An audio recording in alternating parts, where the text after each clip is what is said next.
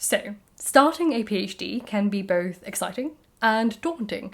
And when you start, you have a whole vision in your head of how it's going to play out and what you expect to accomplish, and it never unfolds how you expect it to.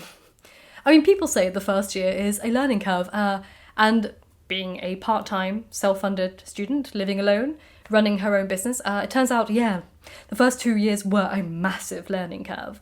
Everything in my life has changed since starting my PhD, from how I view my relationships, what relationships I've kept, how I work, my mental health, my finances, my behaviours, my interests, and how I think, what I talk about, and who I open up to.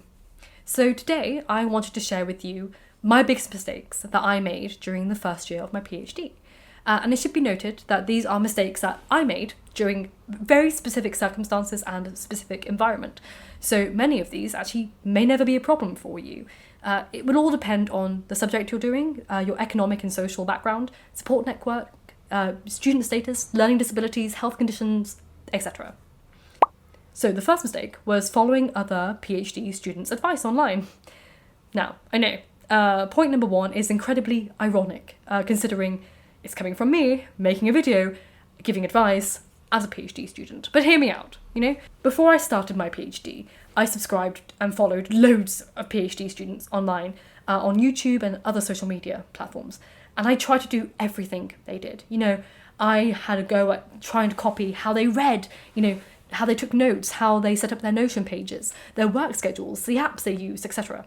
Now, why not? They were successful students. Why not take a shortcut and copy them? After all, they figured it out. They're sharing this information. It must work, right? Wrong.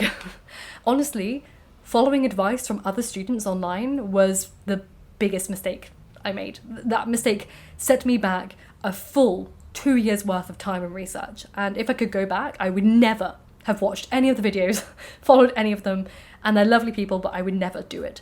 Trying to do what other PhD students did screwed up my whole approach, and I fell so far behind because none of their ways of working worked for me.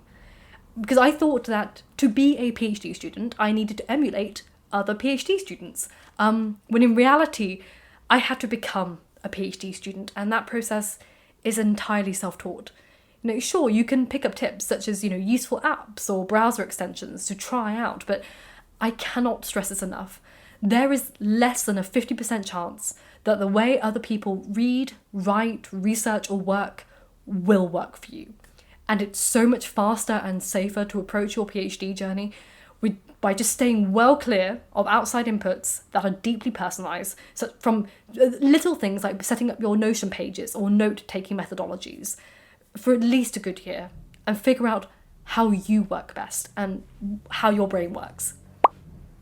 Mistake number 2 was underestimating how personalised the PhD journey will be. So this point follows on from the first. I cannot stress enough.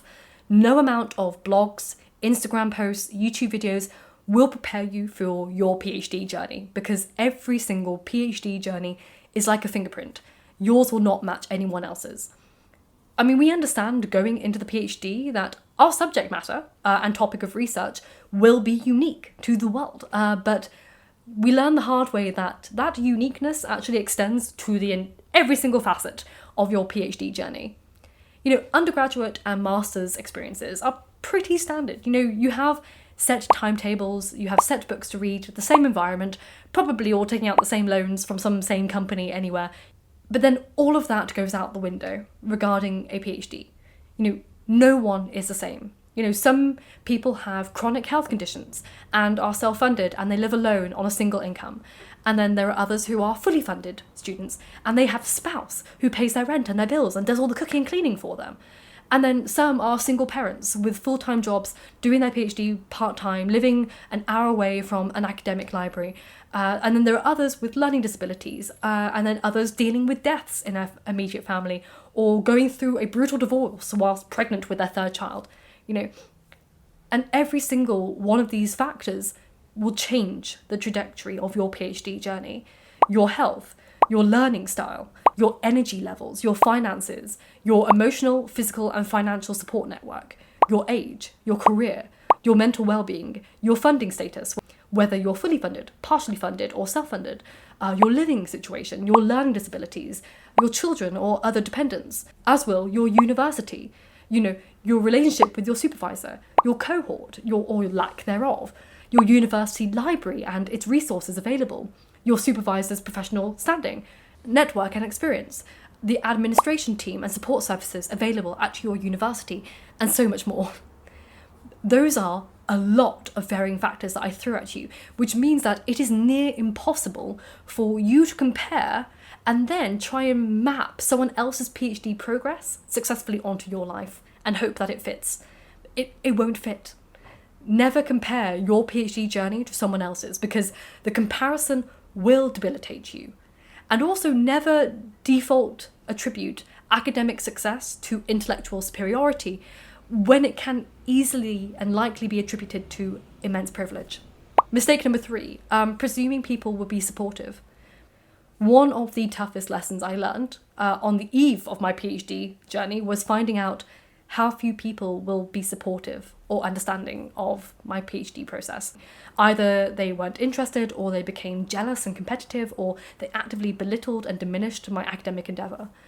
And now this is actually where following PhD students online was helpful for me, for camaraderie and feeling less alone. Because as a part-time distance learning student, I don't have a cohort. And so following other PhD students online just to hear them express their thoughts and feelings and frustrations was far more beneficial to me as a student going through all of this than any of the practical advice ever given.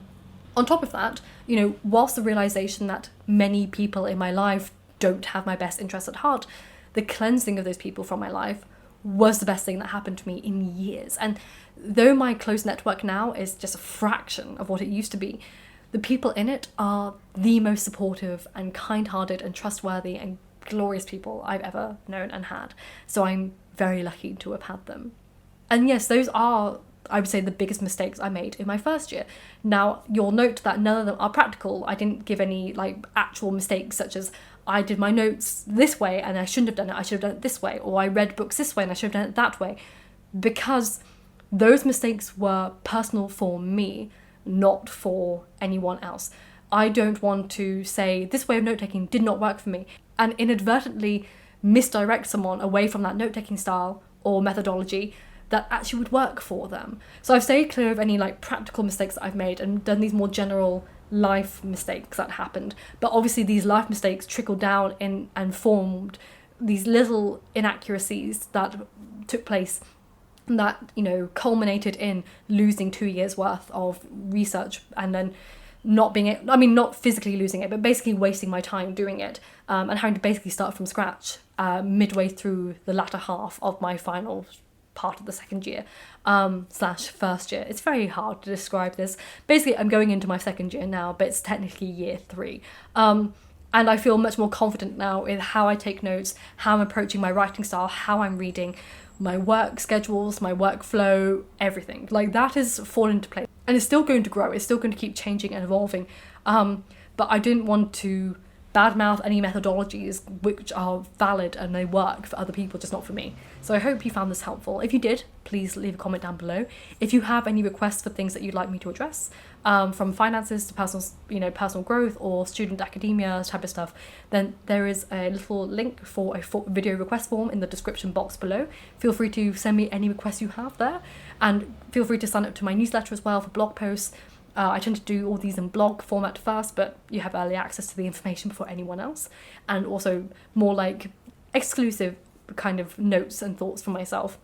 But yes, I hope you found this interesting or helpful in any shape or form. Please consider liking and subscribing if you did, and until next Friday I will see you for another video. And remember, books save lives, so keep reading.